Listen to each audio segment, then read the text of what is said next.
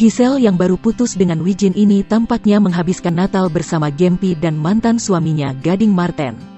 Berada di Bali bersama dengan Gempi tampaknya membuat Giselle tampak bahagia. Maklumlah ia baru putus dengan Wijin setelah sekian lama memadu hubungan cinta. Selain itu juga ada Gading Marten.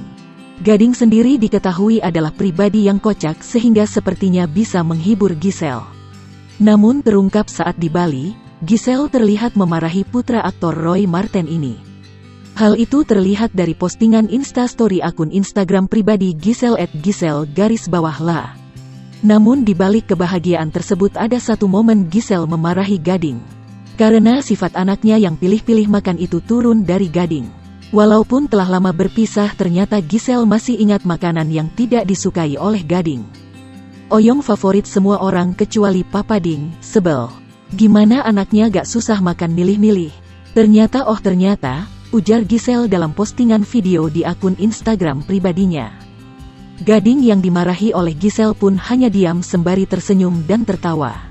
Sedangkan Gempita anak dari Giselle dan Gading hanya diam dan fokus pada androidnya.